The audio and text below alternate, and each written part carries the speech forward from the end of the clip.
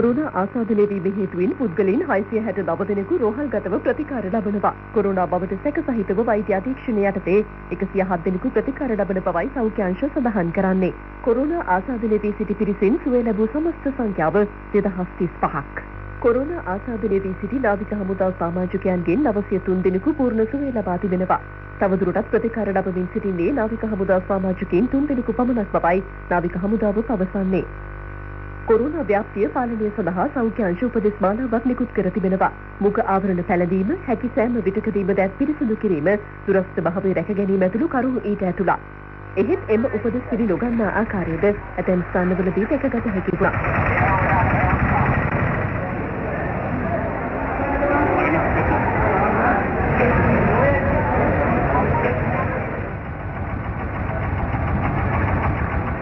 අම්පාර නගරයේ ජනතාව වැඩි වශයෙන් සේවය කරන ස්ථානවල රැකියාවල නියුතු වූවන්ගේ PCR පරීක්ෂණ සඳහා සාම්පල ලබා ගැනීම අද සිදු කෙරුණා. බස් නැවතුම්පොළ ක්‍රියාකාරීන්, පොලිස් රථවාහන අංශ නිලධාරීන්, ත්‍රිරෝද රථ රියදුරන්, වෙළඳ ව්‍යාපාරිකයින් ඇතුළු පිරිසක් මීට සහභාගී වුණා.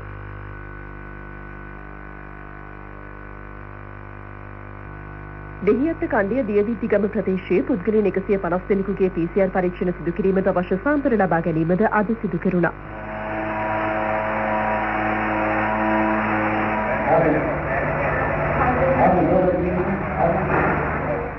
කොරෝනා ආසාදිතයෙකු පැමිණිල්ලක් සිදු කිරීම සඳහා හිඟුරක්ගොඩ පොලිසියට පැමිණීම හේතුවෙන් පොලිස් නිලධාරීන් 13 දෙනෙකු පොලිස් ස්ථානය අසල පිහිටි නිවසක නිරෝධායනයට ලක් කර තිබෙනවා. ඔවුන්ගේ PCR පරීක්ෂණද අද දිනේ සිදු කළ බවයි හිඟුරක්ගොඩ ප්‍රාදේශීය සෞඛ්‍ය සේවා කාර්යාලය සඳහන් කළේ.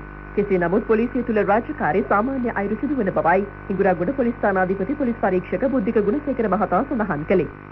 මේ අතර කැලණිය විශ්වවිද්‍යාලයේ විද්‍යා, වාණිජ්‍ය සහ කළමනාකරණ අධ්‍යයන පීඨවල 3 වන වසර සිසුන් සහ පරිගණක සහ තාක්ෂණ පීඨයේ 2 වන වසර සිසුන් සඳහා අධ්‍යයන කටයුතු ලබන 22 වෙනිදා ආරම්භ වන බව විශ්වවිද්‍යාලයේ නිවේදනය කරනවා. නේවාසික පහසුකම් ලබා දී ඇති සිසුන්ට පමණක් ලබන 21 වෙනිදා උදැසන 8 සිට පස්වරු 5 දක්වා නේවාසිකාගාරවලට පැමිණිය හැකියි.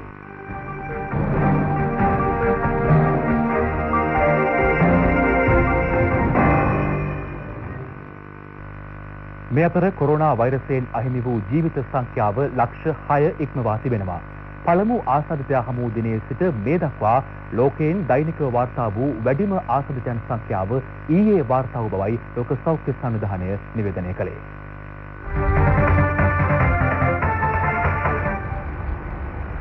ගත වූ පැය 24ට පමණක් රටවල් 213කින් වාර්තා වූ ආසාදිතයන් සංඛ්‍යාව 2,60,000කට ආසන්න වෙනවා.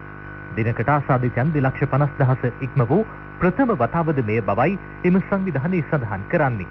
වැඩිම ආසාදිතයන් සංඛ්‍යාවක් වාර්තා වී ඇත්තේ ඇමරිකාව, බ්‍රසීලය, ඉන්දියාව හා දකුණු අප්‍රිකාව යන රටවලින්. COVID-19 හෙවත් නව්‍ය කොරෝනා වෛරසය මේ වන විට ලෝපුරා 1,44,50,681 දෙනෙකුට ආසාදනය වී තිබෙනවා. සුවය ලබා ඇති රෝගීන් සංඛ්‍යාව 86,34,972ක්. වෛරසය ආසාදනය හේතුවෙන් මරණ 6,05,591ක් වාර්තා වනවා. ලොව රටවල් හා ස්වයංපාලන ප්‍රදේශ 213ක වෛරසය ව්‍යාප්ත වී ඇති බවයි ලෝක සෞඛ්‍ය සංවිධානයේ පවසන්නේ. ගත වූ පැය 24ට පමණක් ඉන්දියාවෙන් වෛරස් ආසාදිතයන් 37,407 දෙනෙකු වාර්තා වී ඇති බව එරට සෞඛ්‍ය අංශ නිවේදනය කරනවා.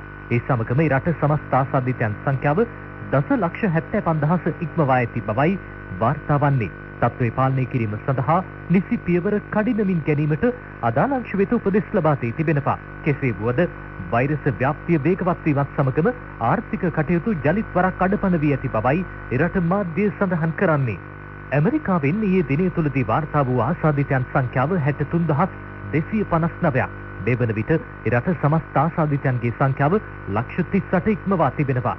ඒ සමගම දකුණු ෆ්ලොරිඩාවේ වෙරළ තීරයන් වසා දැමීමටයි බලධාරීන් පියවර ගෙන ඇත්තේ. ෆ්ලොරිඩා ප්‍රාන්තය තුළ වෛරස් ආසාදිත පරීක්ෂණයට ලක්වන 16%කටම වෛරසය ආසාදනය වී ඇති බවට බලධාරීන් නිවේදනය කරනවා. බ්‍රසීලයෙන් ඊයේ දිනය තුල පමණක් වාර්තා වූ කොරෝනා ආසාදිතයන්ගේ සංඛ්‍යාව 26,500 ඉක්ම වූ බව විදේශ මාධ්‍ය සඳහන් කළා. ඒ රටින් මේ වන විට වාර්තා වී ඇති කොරෝනා ආසාදිතයන් ගණන 20,75,000 ඉක්මවා ඇති බවයි වාර්තා වන්නේ. කෙසේ වෙතත් බ්‍රසීල ජනාධිපති ජෙයිර් බොල්සනාරෝ පවසන්නේ කොරෝනා හේතුවෙන් රට වසා දැමීමෙන් ආර්ථිකයට බරපතල හානි සිදු වූ බවයි. රැකියා සහ වැටුප් නොමැතිව මේ ආ හැකි පුද්ගලයන් සංඛ්‍යාවද ඉදිරියේදී වර්ධනය විය හැකි බව ඔහු කියා සිටිනවා.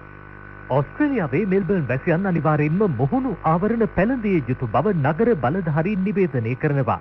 මුහුණු ආවරණ නොපැළඳින්නන්ට ඕස්ට්‍රේලියා ඩොලර් 200ක දඩයක් නියම කිරීමටයි එරට රජය තීරණය කර ඇත්තේ. ලක්ෂ 50ක පමණ පිරිසක් වාසය කරන වික්ටෝරියා ප්‍රාන්තය දෙවන විටත් කොටස් වශයෙන් වසා දමා තිබෙනවා. වෛරසයේ දෙවන වටේ ව්‍යාප්තියක් සිදු වුවද යලිත් වරක් රට වසා දැමීමට තමාගේ කිසිදු සූදානමක් නොමැති බව බ්‍රිතාන්‍ය අග්‍රාමාත්‍ය බොරිස් ජොන්සන් පවසනවා. දෙවන වටේ වෛරස ව්‍යාප්තිය දරුණු මුහුණුවරක් නොගනු ඇති බවටයි ඔහු විශ්වාසය පළ කරන්නේ. කෙසේ වුවද ශීත ඍතුව ආරම්භ වීමත් සමගම වෛරස ව්‍යාප්තිය වෙනස්ම මුහුණුවරක් ගනු ඇති බවට සෞඛ්‍ය අංශ මත පළ කරනවා. දිල වාර්තා කුමනාගයක් දැක්වුවද ඉරාන වැසියන් මිලියන 25කට පමණ වෛරසයේ වැළඳී ඇති බව එරට ජනාධිපති හසන් රවුහානි පවසනවා. තවත් මිලියන 35ක් පමණ වෛරසය ආසාදනය වීමේ අවදානමින් පසුවන බවයි ඔහු සඳහන් කරන්නේ. වසා දැමීමේ නීති නැවත වරක් ක්‍රියාත්මක කිරීමටද මෙම තත්ත්වය මූලික ලෙස බලපා තිබෙනවා.